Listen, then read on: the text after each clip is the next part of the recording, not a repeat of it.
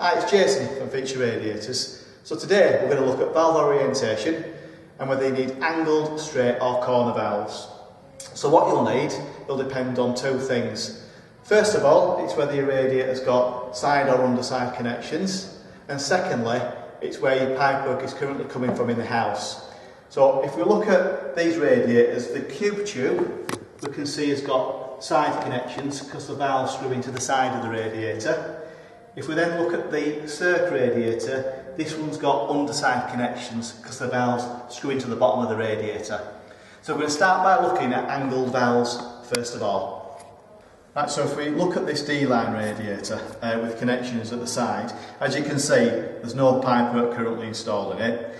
If the pipework was coming from the floor, so up there, you'd use this angled valve and then the head of the valve will sit vertically at the side of the radiator so it's nice and neat.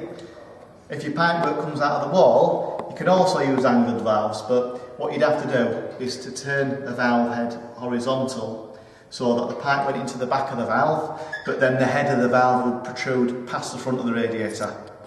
So we're now going to take a look at corner valves. So a really nice, neat option when pipes are out of the wall is to use a corner valve. So if we look at the cube tube radiator with connections at the side, if the pipes come out of the wall, using the corner valve, the head of the valve will still sit upright at the side of the radiator. If we also look at the circ radiator with underside connections, again, if the pipes come out of the wall, you would end up with the heads of the valves pointing inwards towards the centre of the radiator, so more in line with the bottom and not protruding out past the front of the radiator. We're now going to take a look at straight valves. So if you've got a radiator with connections underneath and then pipes out of the floor, you need a straight valve. So the water would go through the pipe, into the body of the valve and straight into the body of the radiator.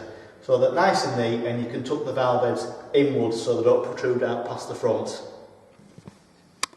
So hopefully you understand the differences now, but if you do need any further help, please don't hesitate to call us, or you can always discuss the options with your installer.